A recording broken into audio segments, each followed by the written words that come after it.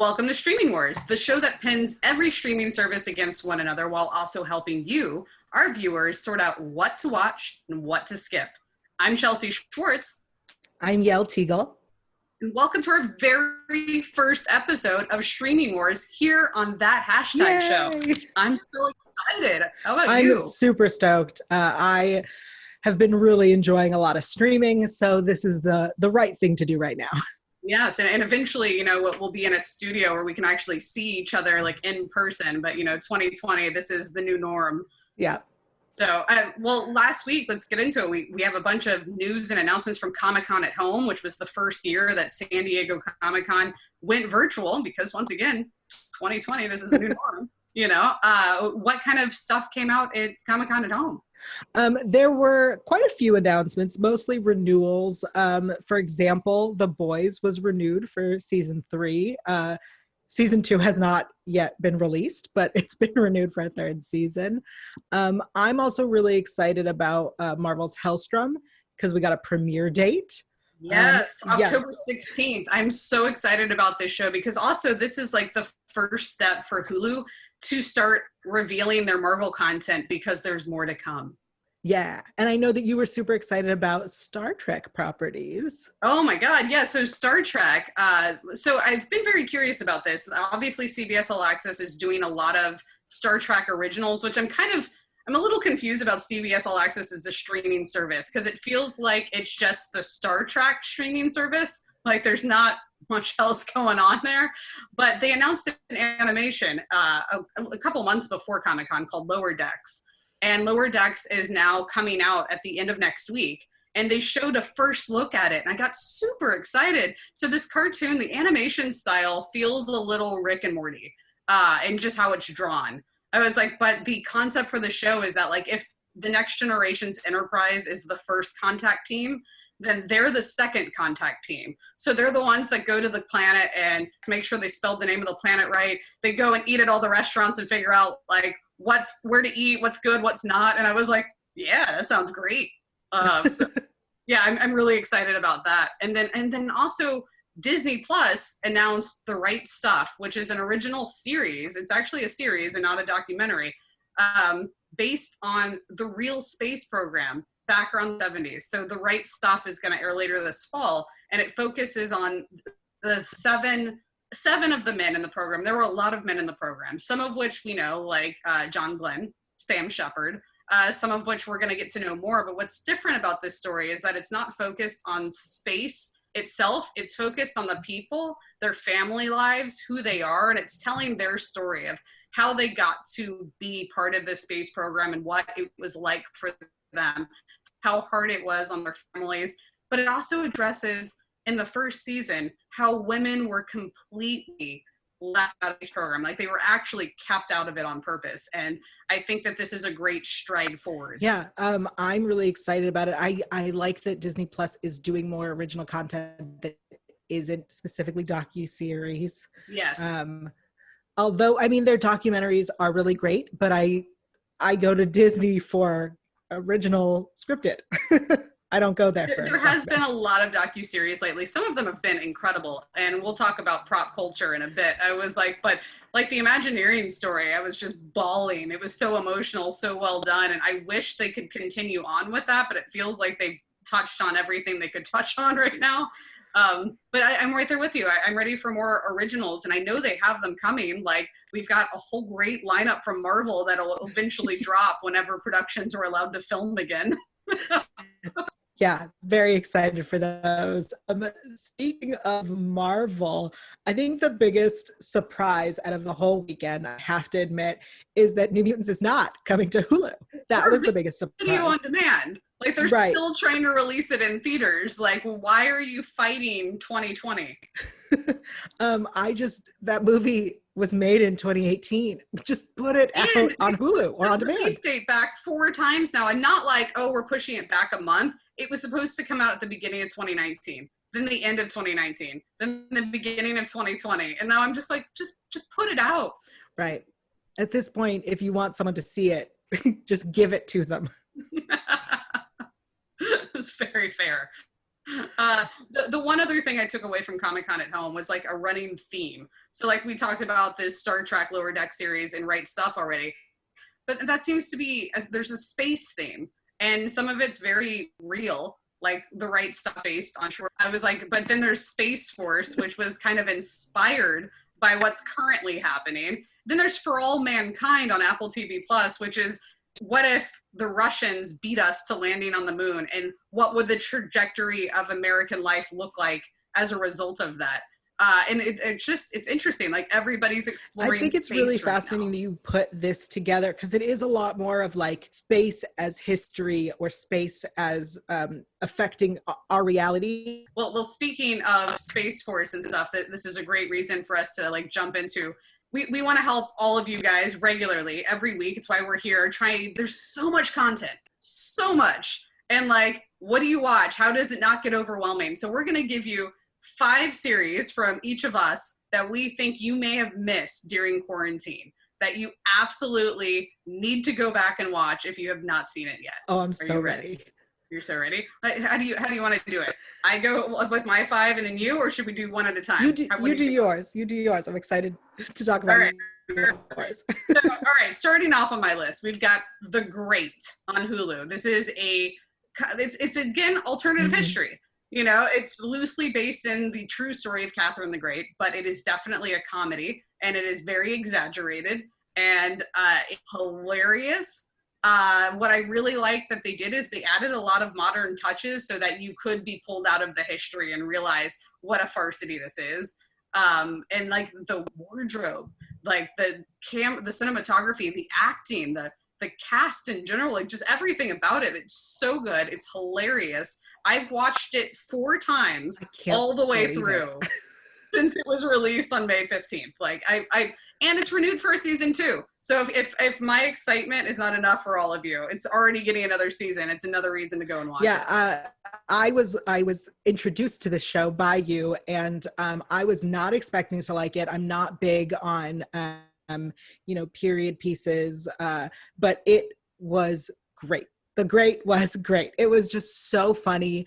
And, I have issues with Elle Fanning in this role, but there were parts where I was impressed with her acting, and I was very impressed with the casting, and they made the right decision. That's why I'm not the one who cast it. It's fun to see Nicholas Hoult in this role. You know, I feel like it's a very different step for him. It really showed me his range as an actor, and you could tell he had so much fun playing Peter the Great. And then Willem Lee, like, I can't wait to see more from him. I think he's going to do really amazing things.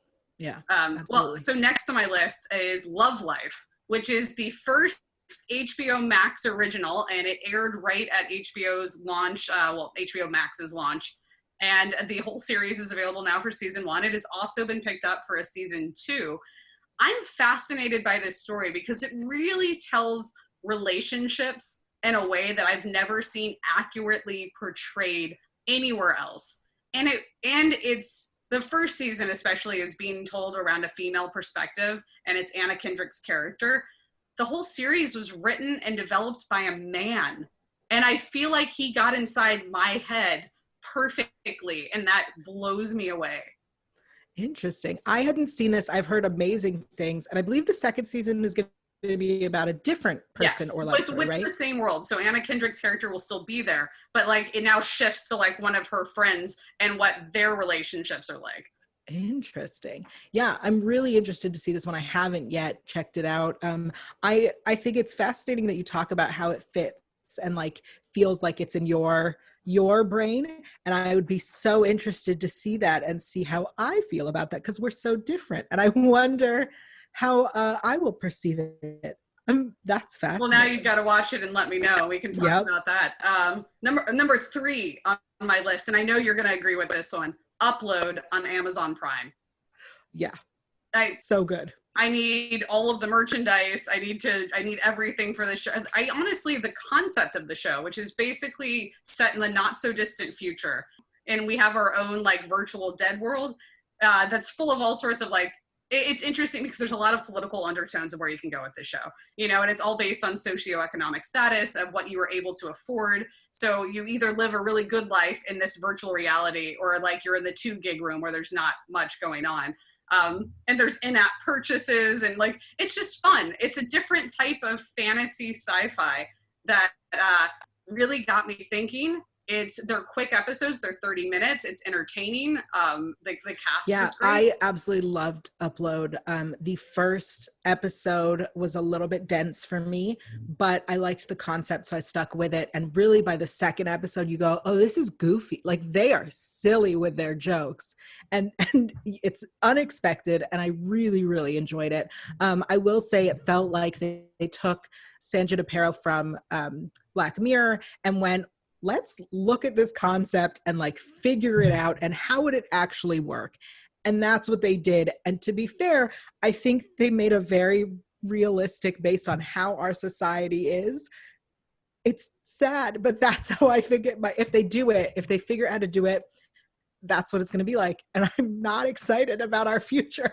Right? Yeah, no, there's definitely points where it feels a little too real. Like, it almost feels like we're a matter of moments away from this being a reality, and Absolutely. That we could actually go there, which is terrifying.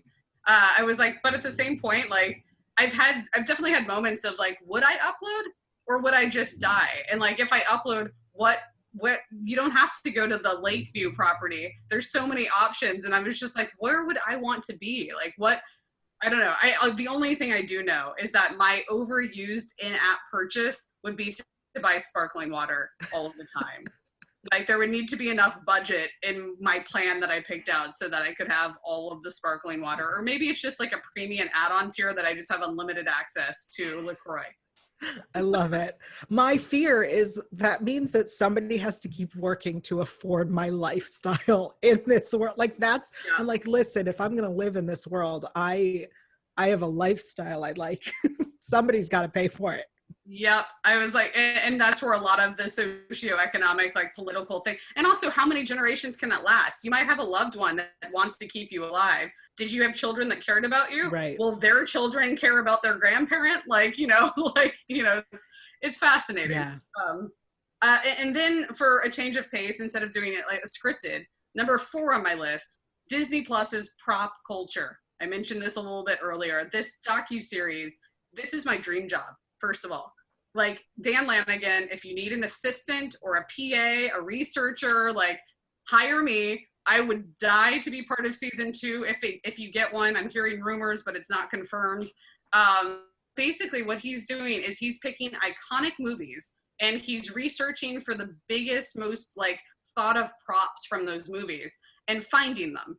And they're either in the archives and they need to be restored at Walt Disney, and he restores them and reconnects them with the person that makes them, or maybe the cast member that used it, or they're finding wherever the prop ended up in like a junkyard at an auction house, whatever it is, and it back into the archives and stuff like that. And it's fascinating. Like, on the surface level, you're like, okay, I mean, I guess that could be entertaining for an episode or two.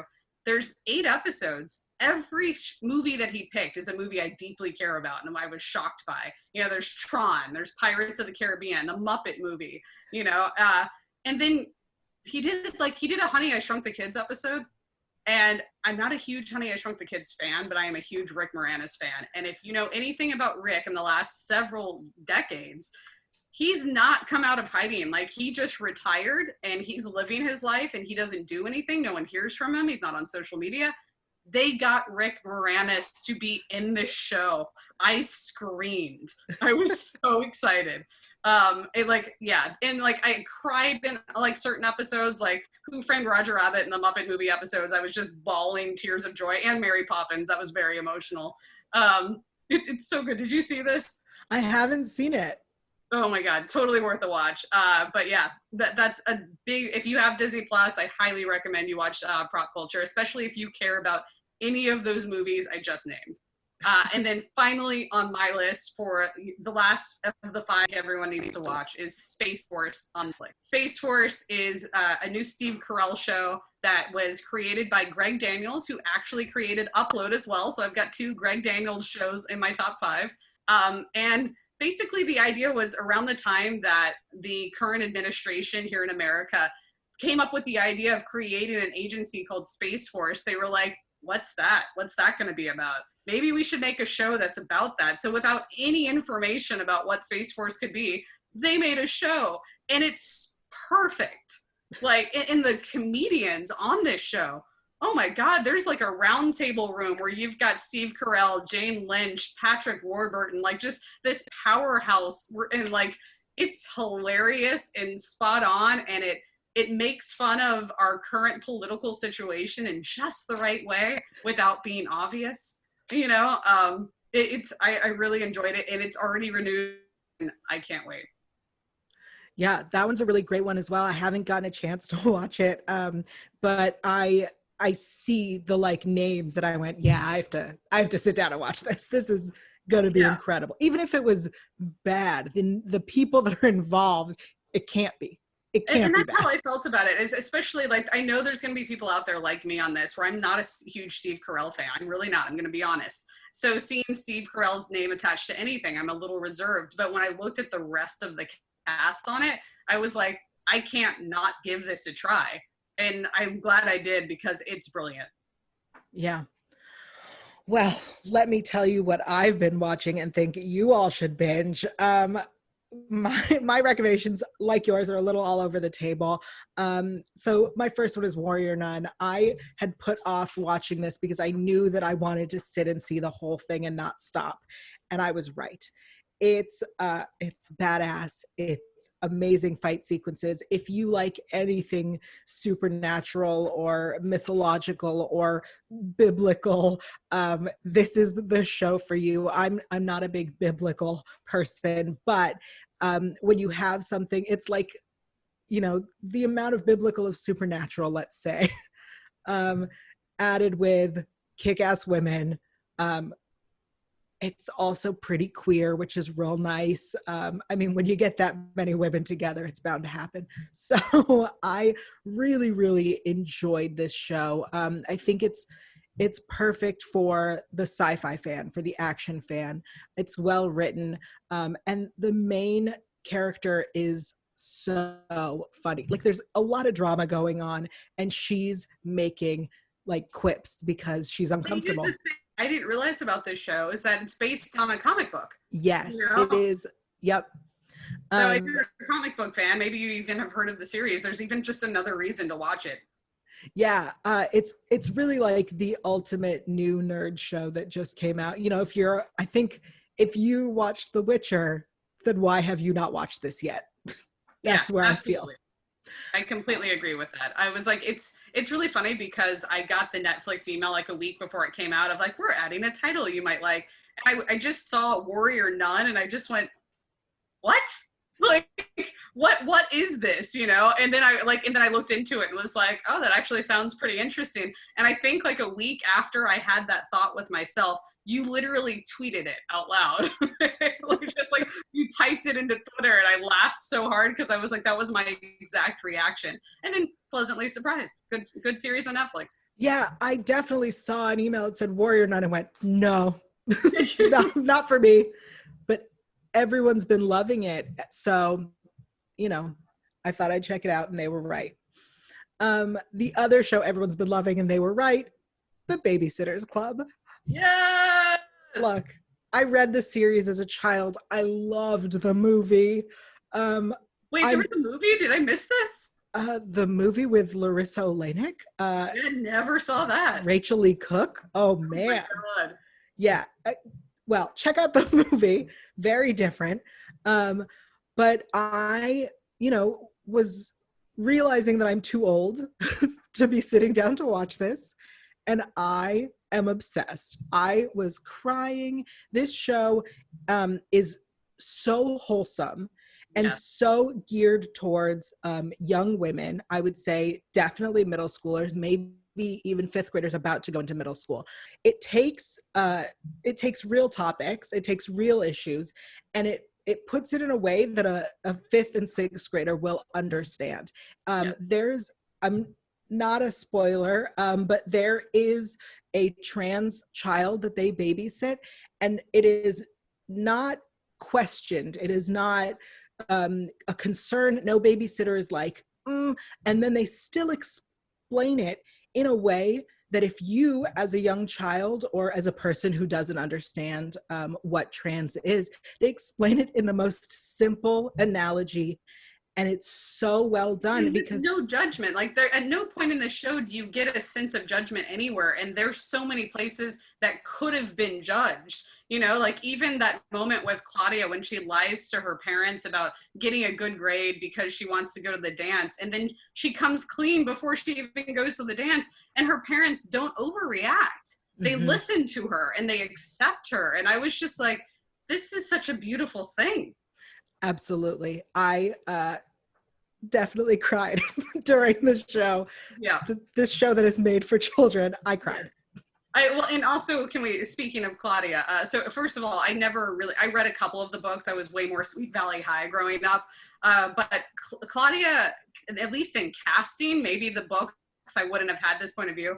That the child actor playing her, I need to look her name up because I don't know, and I apologize for that, gives great face. Like literally, I was just like, can you be my spirit animal or maybe even my acting coach? Like there was just like at one point she gives these dart eyes to her sister that I was like, oh, you can really feel it. Like you were in that emotion, you know? And then like the next scene, she's giddy about a boy. And I was just that I'm obsessed with Claudia. Like that's my spirit animal. She was the only casting when I first watched the first episode that I felt was correct until I kept going and went, oh no, I see why they made these choices. Interesting. Yeah, I also will say, I think that if you liked She-Ra, for example, this show might be on the same wholesome, queer, friendly family show that I think that's my recommendation. If you watch She-Ra and the Princesses of Power, the Babysitters Club is for you. Changing gears very drastically, I'm not a big reality show person, but when everyone's talking about a reality show, I will check it out. So I watched Indian Matchmaking. I think what's interesting about it is I'm not Indian. This was fascinating to see this inside look into what that looks like, to understand, you know, we have this perceived idea of arranged marriages, whereas they have marriages and love marriages. That's what they have according to this show. And I think that that's fascinating. So if you like looking into other cultures, even if you don't like dating shows, I would check out Indian Matchmaking. And the other reality show I recommend is Skin Decisions. This is a show about plastic surgery. I know these feel not me, but people were talking about them and how it's an honest look about plastic surgery. It's not botched. It's not people with crazy stories. It's people with real heartbreak and real stories. The first episode has a woman who was shot 9 times and just wants the scars and the reminders of her abuser removed. And that I think is so fascinating and beautiful and heart-wrenching. And I think, you know, if you like those kind of shows, that's the one for you. I'm already like starting to cry just like that story alone. I was like, oh my God, it's beautiful. Yes. Especially here in Los Angeles, like we're both based in LA. When you hear plastic surgery, you think unnecessary procedures. You know, I was like, and I never really think about the people that are just like, I had this unfortunate thing happen and I want the reminder to not be there anymore. You know? And it's 2 women, the doctors, there's a plastic surgeon, Dr. Desarian, and there's a nurse, not Nurse Jackie, Nurse Jamie, who does non-surgical procedures. So she does Botox and lasers and other things. They talk about the future of science in this industry, which is also fascinating. So if you're interested in like, you know, scientific procedures. And my last one is back on brand, is Solar Opposites. It's animated. It's from the people of Rick and Morty. It feels like a Rick and Morty like spinoff. It feels like we stopped somewhere and went, okay, let's watch this story. Which network is that on, or a service, I should say? It is on Hulu. Okay. It's good. It's real good. If you like Rick and Morty, then you'll love it, because it really does feel like a spinoff, and it's been renewed. So there's definitely more. The animation style is the same. The jokes are the same. There are some familiar voices. Yeah, it's just more of Rick and Morty between the seasons. Awesome. Well, there you guys have it. It's the 5 shows that Yael and myself both think you need to watch that you might have missed during the chaos of quarantine. I was like, so if you're looking for a recommendation, that's a lot of viewing right there, that which we expect full reports from all of you. So just leave that in a comment below, that, or you can tweet me at uncoolrockstar or Yael at Yael Teagle, and we can have full conversations about all those series. Yes. Awesome. All right, now it's time for what we like to call streaming roundup. So this is where we're gonna give you new announcements and what's worth watching that's come out and what you can just skip altogether and what we're looking forward to in the next 2 weeks. So let's start with what's worth watching. What recommendations do you have, Yael? Yeah, so I really recommend on Peacock, you can check out Brave New World. I don't know if you recall reading this book in school. As I started watching the show, I went, I should read this book, because I remember I was supposed to, and I remember that I didn't. Love the honesty. We all know I'm not a reader, so I think I'm going to read the book. But watching the show, I'm like, this is fascinating. It's another sci-fi series about our potential future. And when you watch it, it kind of makes sense. It's almost, I would say, kind of an opposite than Handmaid's Tale, whereas Handmaid's Tale has taken us back to prudish times, is how I'm going to put it. And Brave New World is going, you know what? We're going to stop doing that. No one's allowed to be monogamous. Everybody has to be available to everybody. And I think that both futures are possible depending on how the next few years go. Nice. Well, a recommendation that I have for everybody, if you want something a little bit more real, if you enjoy like the documentary vibe, or maybe if you just enjoy sustainability, which is a big brand point for me. I am all about like healthier living, like healing your health through your diet, lifestyle changes, all of that stuff. Down to Earth with Zac Efron on Netflix. I know what everyone's thinking. Zac Efron, High School Musical. What are you talking about right now, Chelsea? This show blew my mind, and I have so much respect for Zac Efron. And I'm not gonna lie, I've always loved Zac. Like, I've never not been Team Zac Efron. Basically, this series is a giant love letter to what every other country is doing and how we're doing it wrong, or how we should be doing it better, because we're not doing it well here in America. Especially episode number 2 is all about water and what kind of water you should be drinking, and like how ice compared to other countries, and it's absurd. They even interview a water sommelier, and I didn't know this was a thing. And he actually lives here in West Hollywood, and I became so obsessed with it that I follow him on Instagram, and I'm going to one of his water tastings for my birthday. I am so excited. I am impressed. I'm impressed. You've sold me on that show. You have sold me. On another completely, I mean, this like feels like a left turn. There's this show called Unorthodox on Netflix. It is based on a woman's true story of trying to escape from an Orthodox Jewish community in Williamsburg. It is fascinating. The way that it's shot is incredible. And I believe the main star, Shira Haas, has just been nominated for an Emmy this week. So if that, if you're a big fan of watching things that get awards, it's gonna win something. I don't know what, but it's gonna win an award. It's I think 8 episodes, maybe 6. It's real short. Can we like how impressive it is to get an Emmy nomination in right now? Because not only are these streaming services putting out so much content like we're talking about here, but like you have linear TV to think about with all of the programming to get a nomination. So that should definitely one up Unorthodox for people. Absolutely. Awesome. Well, again, her worth watching is all over the map here, but Apple TV Plus brought back something that I've loved since my childhood, Fraggle Rock. And it's really short. They did a series of shorts. They're all about like 5 to 6 minutes, and it's called Fraggle Rock Rock On. And what's amazing is that I feel like they decided to do this very quickly during quarantine and then released it very quickly. because all of the episodes are like, it kind of looks like a Zoom format with each Fraggle. And they even address, like, Uncle Traveling Matt goes outside to where all the silly people are and nobody can be found anywhere because we're all in quarantine, you know? And like, I was lying. I was like, this is so good. So if you loved Fraggle Rock, definitely go get a sense of nostalgia. If you've never seen Fraggle Rock, go and find some humor to our current quarantine situation. And this series on Apple TV Plus did so well that Apple TV has now picked up Fraggle Rock for a new original series. Not sure, it's an actual full-length series. So there is new Fraggle Rock coming. And additionally, they went and added the entire back catalog. The full library of Fraggle Rock is now available to stream on Apple TV Plus, which was like the first big moment where I went, yeah, when my free trial is over of Apple TV, I'm going to have to pay for it because I freaking love me some Fraggle Rock. Yeah.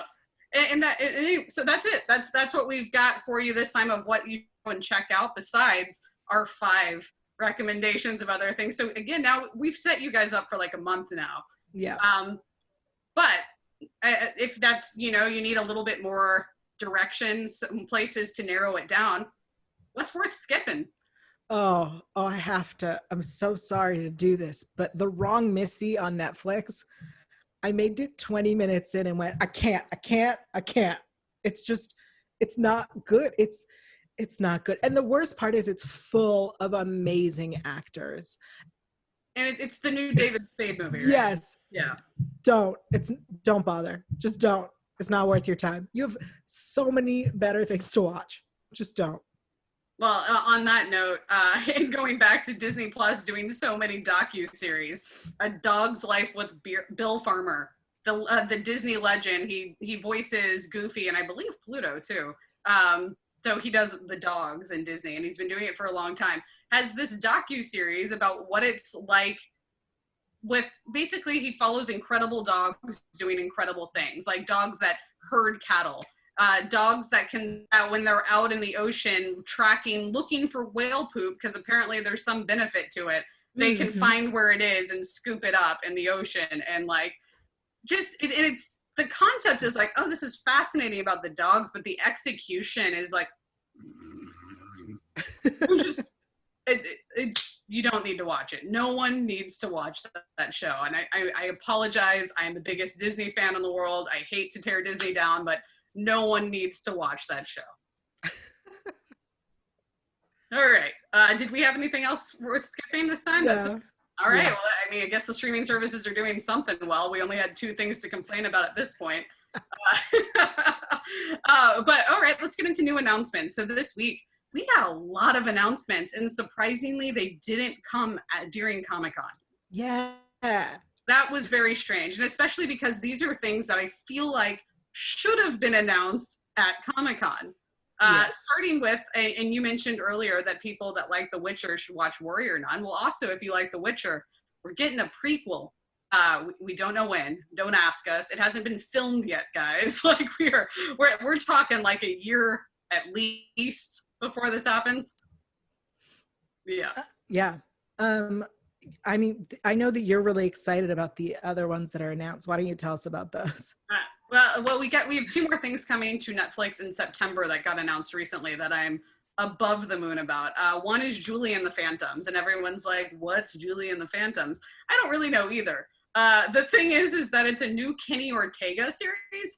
Ortega is, first of all, I was like, but he also at some point in the last 30 years became a director, and he's done things like Newsies and Hocus Pocus and episodes of the Gilmore Girls and High School Musical and The Descendants. Everything Kenny has done, I have loved on an obsessive level, to the point that I just love Kenny Ortega now on an obsessive level. So this is a new series that actually sounds like it should have been made for Disney. And I guess maybe Disney didn't want it, so he took it to Netflix.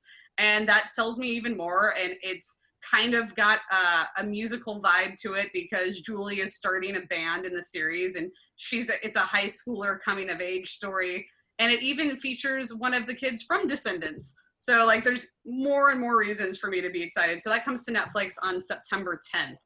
And then the week after that, and again, I don't know why this wasn't a Comic-Con announcement. Right. Jurassic World, Camp Cretaceous, new animation coming to Netflix. Really, really excited, dropping on September 18th. And I had no idea that Jurassic Park's franchise was even working on an animation. And I'm a little confused as to why Netflix is getting this and they're not putting it on Peacock, the NBC Universal streaming service, which also seems to have all the Amblin entertainment in general. But I'm not complaining because I'd rather it be on Netflix. So my only concern is, as an animated series that is from DreamWorks, it is, I believe, geared towards a younger audience. So can anyone die? Like, that's my question. Since it is animated, geared towards children, but it's also Jurassic World. So as excited as I am about that one, are there any stakes? I mean, we haven't seen it yet, so obviously we don't know. I was like, but I imagine if they can't have somebody die, they can at least get very near-death experiences. Because if you don't do that, what's the point of the Jurassic World show? Right. That's my question. Yeah. Well, I guess we'll find out. You know, it's something we can monitor and tell you guys more about in the future. Yeah. But coming up quicker than any of that stuff, in the next 2 weeks, we have a few announcements. Starting next Friday, Wizards, Tales of Arcadia on Netflix. It's another animated series, is coming out with this insane voice cast, and it's being put together by Guillermo del Toro, and it's the third part of a saga. So there's been 2 other series that come out that tie into this, but you don't have to have seen them to enjoy this. And I'm already sold. Like, I haven't seen anything other than like the paragraph pitch plot, and I just went, I'm in.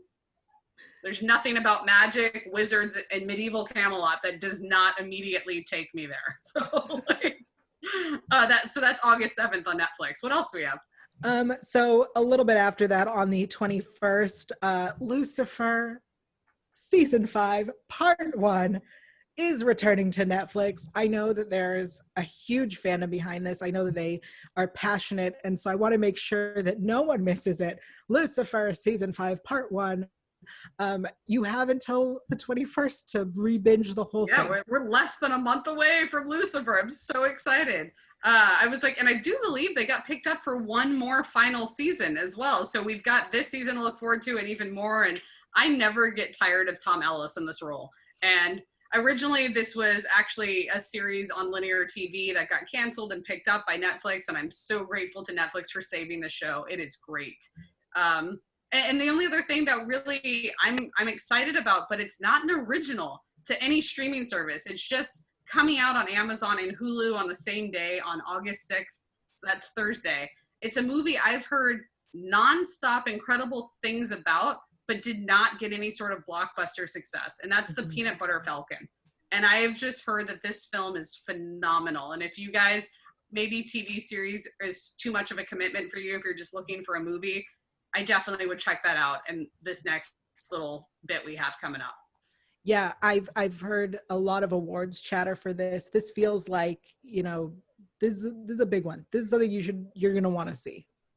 Yeah, and if you don't trust me and Yael's opinion yet, because you're just getting to know us here on Streaming Wars, Taron Egerton, this was his favorite movie of last year. So Rocket Man himself, you know, Eggsy and Kingsman. If you trust Eggsy, go watch. All right. Well, we're getting close to the end of our first episode here. Like we will be back. We're going to help you in the future go through the different user interfaces, the price points, if it's worth whatever, who's having a free trial. You know, if there's something specific that you would like us to break down about streaming services, write that in a comment below, or tweet us, or Instagram us, send a carrier pigeon, whatever you have to do. I honestly, I'd be very impressed if somebody sent me a carrier pigeon. And I don't know about you. Or, you know, like Robin Hood Mint and Tights, Foxum. I know we've already given you guys so much to watch, but there's so much that just came out. And I mean, came out 2 days ago or yesterday, that if you've already watched everything we've talked about, which kudos to you if you have, you need something new. So let's do a little quick weekend watch party. Yes. The Umbrella Academy season 2 is out on Netflix. Woo-woo! Came out yesterday. I've been waiting so long for this. I'm so happy. Also, Love on the Spectrum came out last week from Netflix. They are actually releasing, I believe, 7 different projects, TV and movies. I believe mostly unscripted. For the 30th anniversary of the ADA, the Americans with Disabilities Act. And so Love on the Spectrum, just real quick, is a reality docuseries about people on the spectrum finding love. And so it's people with Asperger's and autism, and it's really beautiful. Check it out. Awesome. Also, that yesterday, Disney Plus dropped the very first unscripted Muppet series called Muppets Now. It's not a binge. It's half an hour. I've been fortunate enough to see a lot of this series. It is definitely for Muppets fans. So if you are already a diehard Muppet fan, I heavily recommend you go in and watch Muppets Now. Also on Apple TV Plus on Thursday, Oprah returned with the Oprah Conversation. So she has. Did she ever really go away though? Like Oprah's just always with us. But this is the first talk show since Oprah ended. Fair enough. Yeah. So Apple TV Plus, yes. Thursday, it's a new conversation series with Oprah. That's pretty rad. And also on Thursday, HBO Max dropped a new original series, which is actually the first in several international series that they've picked up. Like I know they've got an Italian series and some other stuff, but this is the Australian series Frayed. It's a comedy set in 1988. It's unclear whether they're dropping the entire series or just one episode, or if they do it the way that Love Life happened. Love Life dropped with 3 episodes each week. So I'm not, it's been a very fascinating run because every streaming service is trying to figure out their own unique twist on all of this. I was like, but at least Frayed is out.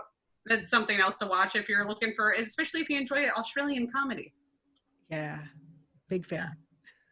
Sweet. All right, well, that is it for episode 1 of Streaming Wars. Welcome. We are so excited to go on this journey with you guys. Me and Yael watch a lot of TV, and I love nerding out about it. So, please, if you'd like to continue this conversation before the next episode, follow me at uncoolrockstar anywhere on social media. That's Twitter, Instagram. You can find me in all of those places, or leave a comment below on this YouTube video and tell your friends, subscribe, like we're excited to be here with you. Yeah, I'm Yael Tygiel. I'm everywhere at Yael Tygiel. That's YAELTYGIEL. I know, a lot of letters. But if you have a show that you think I should check out because it's not getting enough attention, or you love it and you want someone else to talk to you about it, I will watch it. Send me the info. I love checking out new stuff. I mean, I watched some reality shows this time, so who knows? Anything's possible.